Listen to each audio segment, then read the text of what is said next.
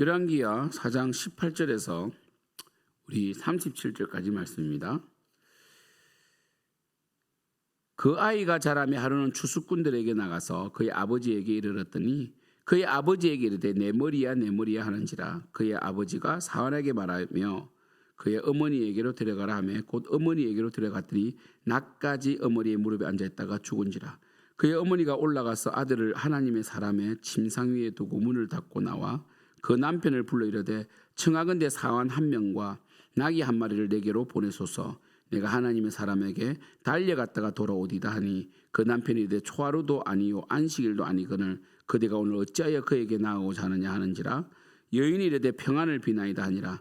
이에 나귀 안장을 지우고 자기 사환에게 이르되 몰고 가라. 내가 말하지 아니하거든 나를 위하여 달려가기를 멈추지 말라 하고 드디어 갈멜산으로 가서 하나님의 사람에게로 나아가니라. 하나님의 사람이 멀리서 그를 보고 자기 사한 게하시에게 이르되 저기 수냄 여인이 있도다. 너는 달려가서 그를 맞아 이르기를 너는 평안하냐 내 남편이 평안하냐 아이가 평안하냐 하라 하였더니 여인이 대답하되 평안하다 하고 산에 이르러 하나님의 사람에게 나아가서 그의 발을 아는지라. 게하시가 가까이 와서 그를 물리치고자 하매 하나님의 사람이 이르되 가만두라. 그의 영혼이 괴로워하지만은 여호와께서 내게 숨기시고 이러지 아니하셨도다 하니라.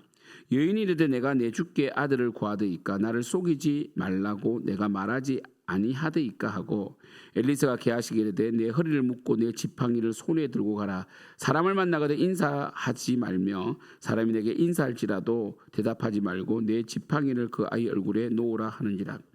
아이의 어머니가 이르되 여호와께서 살아계심과 당신의 영혼이 살아계심을 두고 맹세하노니 내가 당신을 떠나지 아니하리이다. 엘리사가 이에 일어나 여인을 따라가니라.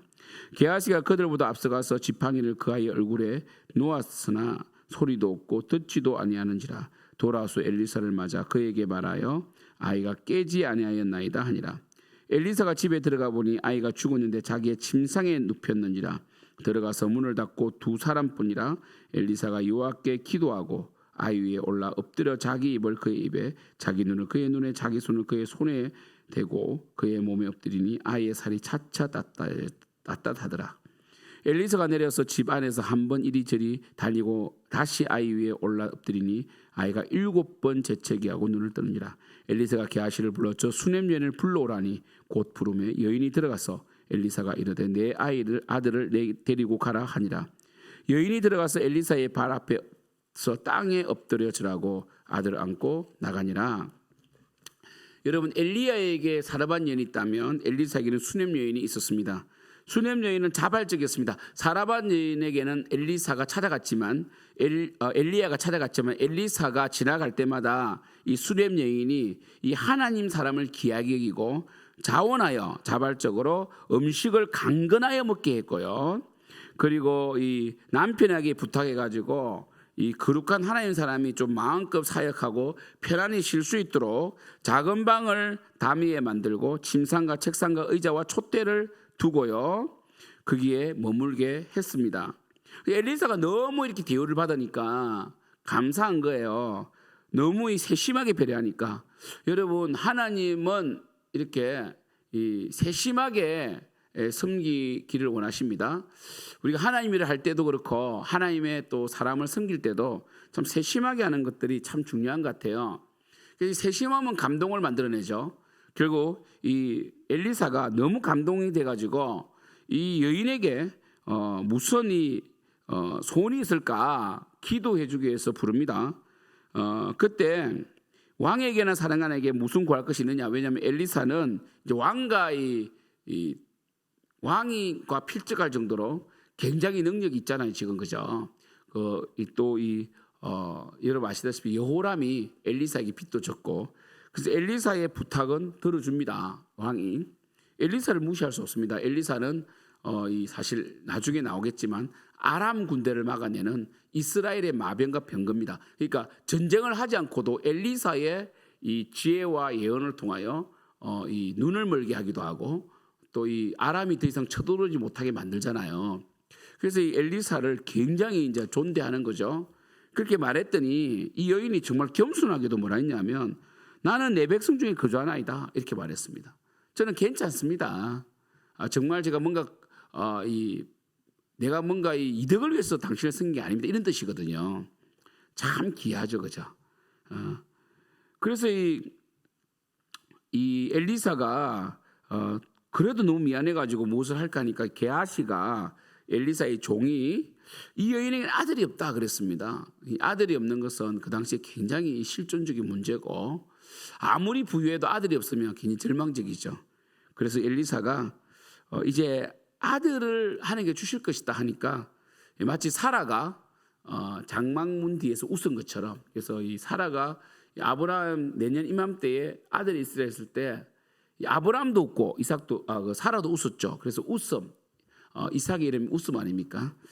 그것처럼 이 여인도 괜찮다고 그리고 저를 속이지 마십시오. 어떻게 그런 일이 있겠습니까? 라고 했죠. 참 이 여인은 믿음이 참 있는 것이 아니라 사랑이 있는 자죠. 여인은 사랑이 있고 세심한 자입니다. 근데 하나님께서는 그것을 이제 믿음으로 연결시켜 주시는 거죠. 믿음으로, 그죠? 이 여인은 믿음이 있는 것 같지는 않습니다. 그리고 사실 이 아브라함이 100세의 아들 낳는 거 굉장히 여러분이 초자연적이죠. 여인의 늙은 남편으로부터 아들 얻는 거 초자연적이죠. 근데 하나님이 하시면 하신다는 거예요. 그래서 이 여인이 가연 잉태하여서 아들을 낳았습니다. 정말 얼마나 기뻤겠습니까? 내가 주의 종을 잘 섬겨서 아들을 낳았다 그랬는데, 하루는 이 아이가 좀 큰 이후에 아버지를 따라 갔는데 머리가 어지러워서 쓰러진 거예요. 일사병으로 봅니다. 일사병으로. 그래서 이 아이가 죽었다고 이제 죽었단 말이에요. 죽은지라 됐죠. 죽은지라 돼가지고 이 어머니가 이제 아들을 침착하게, 참 이런 분이 참 대단하죠. 하나님 원망한 것이 아니라 침착하게 하나님의 사람을 찾으러 갑니다. 그래서 이 남편은 의외로 담담합니다. 왜 하나님 사람에게 가고자 하느냐? 남편은 하나님의 사람으로 인하여 아들을 얻었다라고 생각하지 않는 것 같아요. 그렇죠? 이 아들이 하나님으로부터 왔다. 하나님께서 아들을 낳게 하셨다라는 믿음 없었던 것 같아요. 남편은, 그죠? 남자들은 참 둔해요. 영적으로 어찌 보면. 이 여인의 말을 듣고 엘리사를 위하여 방도 만들어주고 그리고 섬세하게 섬겼다면 분명히 내가 하나님의 이 사람을 잘 섬겨서 자녀를 얻었다라고 생각할 텐데, 의외로 그렇게 못하는 남자들 많이 봤습니다. 저는 정말 많이 봤기 때문에 이해가 되고요. 그래서 간다고 하니까 이 나귀를 타고 갑니다. 가가지고 갈멜산에 보니까 이 하나님의 사람은 알죠. 수넴 여인이 오는구나. 그래서 이 어떤 일이냐고 물어보라고 그럽니다. 그래서 물어보라고 했는데 이 여인이 결국 이 엘리사에게 와서 발을 안고 무슨 일이냐 이렇게 물어보죠. 그리고 이 엘리사가 이 게하시가 엘리사의 발을 안으니까 물리치려고 할 때 두라, 영혼이 괴롭다 이렇게, 그리고 여호와께서 내게 숨기시고 이러지 아니하셨도다. 그러니까 이제 엘리사도 자 이런 부분에서 전지한 자는 아니잖아요. 엘리사가 다 알지는 못합니다. 그래서 우리가 이 목회자들도 이 엘리사처럼 좀 기적을 일으켰다고 해가지고 병을 좀 고쳤다 해가지고 자기가 전능하다고 믿으면 타락합니다. 마귀보다 더 타락하고 악마가 돼요. 악마가. 그래서 이단들은 처음부터 이단이고요. 이단 교주들은, 그리고 그들은 이 사탄으로부터 능력을 받아가지고 병도 고치기도 하고요. 그죠? 이상한 이상한 예언도 맞추고 그래요. 그 절대로 쫓아가지 말라 했잖아요. 하나님을 사랑하지 않는 자는 쫓아가면 안 됩니다. 그런데 엘리사 보십시오. 엘리사는 하나님께서 숨기셨다. 보세요. 그의 영혼이 괴로워하지만은 여호와께서 내게 숨기시고 이러지 않으셨다. 얼마나 정직합니까? 마치 엘리사가 다 아는 것처럼 말하지 않지 않습니까? 참 이런 거 배워야 돼요. 하나님의 사람들은요 절대로 자기가 다 안다 생각 안 하고요 교만하고 독선지기 않습니다. 하나님의 이름을 빙자해서 마치 전지한 자처럼 행세하지 않습니다. 그 여인이 뭐라고 그럽니까? 우리 아들이 지금 죽었다 이렇게 말했죠. 그때 엘리사가 게하시에게 지팡이를 주면서 너는 허리를 묶고 가라. 그리고 말을 하지 마라. 그게 말을 섞는 것 이런 것들 좀 영적인 부분에서 이 말이 많으면 허물을 먹기 힘들고요. 제가 이런 부분에 있어서 이제 우리 전도하러 갈 때는 둘씩 짝을 지어서 보내고 좀 이 잡담 이런 거는 좀 하지 말고 좀 기도하는 마음 나가라 이렇게 많이 훈련을 시키거든요. 그래서 엘리사가 게하시에게 지팡이를 들고 가서 지팡이를 얼굴에 놓으라 했는데 이 아이의 어머니는 아닙니다. 당신이 가야 됩니다. 참 이게 믿음입니다. 이 지팡이 물론 하나님께서 지팡이를 얹으면 나으리라면 나을 수 있죠. 마치 그 여리고성에 소금을 던져서 이 소금물이 소금을 던짐으로 그 근원에 샘 근원에 던짐으로 이제 이 죽음의 물이 생명의 물로 바뀐 것처럼 뭐 지팡이도 하나님이 그냥 이렇게 얹어 놓으면 난다면 나을 수 있는데 이 여인은 인격적으로 그러니까 이 참 어찌 보면 이 남편에 대한 이 전도의 마음이 있을 수도 있고요. 그는 정말 하나님의 사람이 이 일을 하기를 원한다. 그러니까 사실 뭐 우리 혈류증 여인도 마찬가지잖아요. 혈류증 여인이 12회를 혈류증을 앓다가 예수님 지나가실 때 그 옷자락에 손을 대었잖아요. 그때 예수님께서 그냥 지나가 버렸다면 혈류증 여인이 그때는 예수님의 옷자락에 손을 만져서 나았다고 생각했을 텐데 시간이 지나면 우연히 다 할 수도 있잖아요.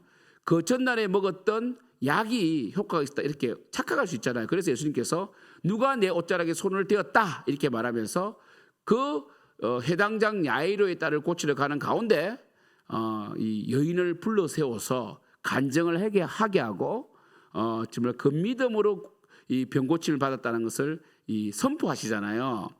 그것처럼 이 여인도 이 지팡이도 하나님의 말씀이라면 지팡이는 좀 나을 수 있지만 그걸 원하는 것이 아니라 하나님의 사람이 직접 와서 좀 번거롭겠지만 수고스럽겠지만 당신이 하나님의 사람으로 고쳤다. 이것이 간증이 되고 남편도 이를 통하여 확실히 믿게 되는 거고요. 그리고 이 아이도 이 인격적인 선지자의 이 고침을 통하여 믿음을 가질 수 있는 거 아닙니까? 그래서 이 유대 전설에 의하면 이 수넴 여인의 이 고침받은 이 아들이 요나다, 아미떼 아들 요나다 이런 이야기를 많이 합니다. 이 수넴 여인 이 아들 이 일사병에서 고침받고 죽었다 살아난 이 아들이 요나다라고 이제 유대인들은 그렇게 또 말하는 경우가 많아요. 유대인들은 대부분 그렇게 믿고 있어요. 그렇게. 그러니까 이 인격적인 고침을 원했다는 거죠. 참 좋죠. 저는 오늘 본문에서 정말 제가 은혜 받은 것은요. 이 수넴 여인의 용기, 선지자를 딱 붙드는 용기에서 은혜를 받았고 두 번째는 엘리사의 태도. 내가 다 안다고 말하지 아니하고 하나님께서 숨기신 것은 나는 말할 수 없다. 나도 이 여인의 이야기를 들어봐야겠다. 이런 부분 참 은혜가 되고요. 세 번째는 이 수넴 여인의 인격적인 이 고침을 갈망하는 정말 이 하나님 사람을 통한 하나님의 역사를 체험하고자 하는 이러한 이 믿음. 참 그래서 제가 제목을 믿음이 준 용기라고 제가 붙였거든요. 그래서 엘리사가 가게 되고 엘리사가 완전히 몸을 겹쳐서 아이를 위해서 기도하였고 그리고 또 한 번 이리저리 다니고 다시 아이에게 재책하니까 이제 아이가 재책하고 눈을 떴다. 이 부분은 우리 예수님을 많이 생각나게 하죠. 예수님은 수넴 여인이 있는 이곳과 이 나인성 가부의 땅과 가깝거든요. 예수님께서는 이 나인성의 가부의 아들을 이렇게 세웠죠. 그래서 청년이 일어나라. 이것도 생각나게 하고 그 다음에 해당장 야이로의 딸을 고칠 때에 달리다굼 하면서 이렇게 세운 것도 생각나고 그죠. 그래서 참 보면 예수님께서는 이 신약은 구약에 대해서 연속성을 가지는 거죠. 이게 예수님의 또 여러 가지 예수님의 역사를 생각나게 하는데 결국 엘리야나 엘리사도 기적을 일으켰지만 그들은 불완전한 선지자들입니다. 예수님은 완전한 선지자죠. 완전한 선지자. 예수님 완전한. 그러니까 그러하신 예수님도 아무나 병을 고치지 않았잖아요. 이 베세다와 고라산 사람들은 기적을 행하지 않습니다. 왜? 그들은 마음이 완악하고 믿지 않아야 하므로. 그러니까 예수님의 그 기적도 그 당시에 안 믿는 사람이 있었는데 이 엘리사가 가가지고 이 아이를 인격적으로 이렇게 고쳐냈기 때문에 아마 그 남편도 믿었을 거라고 저는 생각하거든요. 참 이런 게 중요하다. 우리가 오늘 설교를 제가 만약에 금요철 대예배 때 했다면 제가 이 초점을 어디에 맞췄을까? 결국은 이 하나님을 믿는 믿음, 이 하나님께서 아들을 주셨으니까 하나님께서 아들을 데려가는 것도 맞지만 이 어머니 수냄 여인이 끝까지 믿음으로 용기를 내어서 하나님 사람을 찾아가고 그 하나님 사람을 신뢰하고 그 하나님 사람이 인격적으로 기도하고 또 고치기를 바라는 굉장히 신앙의 인격성, 믿음의 용기 부분을 설교했을 것 같습니다. 사랑하는 성도 여러분, 오늘 주일인데 여러분 오늘 주일도 정말 하나님을 갈망하고 예수님의 그 역사를 그 은혜를 갈망하십시오. 그리고 여러분이 정말 이 수냄 여인처럼 이 하나님을 신뢰했으면 좋겠습니다. 하나님 신뢰했으면 좋겠고요. 그리고 정말 이러한 열정이 있었으면 좋겠습니다. 용기가 있었으면 좋겠습니다. 그래서 저를 이제 제가 신방을 하기도 하잖아요. 그럼 제가 이 주의 종이잖아요. 주님께 세운 종이라면 우리 생명능력교회 목양자라면 저에 대한 신뢰를 해주십시오. 그리고 저를 초대할 때도 목사님께서 기도해 주시면 축복을 받는다는 이 목회자의 축복권이 있습니다. 목회자는 기도함으로 병을 고치기도 합니다. 100%는 아닙니다. 병 고치기도 하죠. 주님의 축복의 통로로 쓰임 받는 거 아닙니까? 그러면 그냥 형식적으로 신방 받지 마시고 믿음으로 받으시고요. 저는 신방을 강요하거나 우리 대신방이 없습니다. 그러나 여러분들이 언제든지 여러분들이 저희 신방을 청하면 저는 신방을 갑니다. 그 신방을 청하는 것도 믿음이겠죠. 이 시대는 신방을 많이 안 해요. 그런데 정말 목사님 우리 가정에 오셔서 2024년도로 지나가고 있는데 2024년도 지나가기 전에 우리 가정에서 예배를 들어주십시오. 2025년도 초에 이 새로운 한 해를 우리 가정이 맞는데 목사님 오셔서 기도해 주십시오. 그러면 제가 가죠. 이런 것들이 바로 수냄 여인의 믿음이다. 오늘 수냄 여인에 대해서 살펴보았는데 참 수냄 여인은 섬세했고요. 그리고 사랑이 많았고 선지자에 대한 신뢰가 있었고 끝까지 신뢰했고 불평원망한 것이 아니라 하나님의 뜻을 구하는 정말 그러한 이 충성스러운 믿음을 가진 자였다. 그래서 하나님께서는 이 수냄 여인의 아들을 살려주셨고 또 이 엘리사도 하나님의 뜻에 따라 그러니까 이 지팡이만 가져가셔도 됐는데 또 인격적인 요구를 또 받아주었다는 것. 엘리사도 굉장히 인격적이죠. 참 이 공동체, 이 수냄 여인이 이루는 이 공동체는 참 아름다운 공동체다. 하나님 중심, 그리고 이 질서적으로 주의 종에 대한 신뢰, 그리고 이 하나님에 대한 절대적인 믿음 이런 것이 있고 또 사랑이 넘치는 그런 좋은 공동체다라고 말씀하고 오늘 또 새벽 예배를 마치고 싶습니다. 하나님 아버지, 우리에게도 수냄 여인 같은 믿음의 용기가 있게 하여 주시고 인생의 어려움이 있을 때에 하나님을 끝까지 신뢰할 수 있도록 역사하여 주시옵소서. 감사하고 예수님의 이름으로 기도드립니다. 아멘.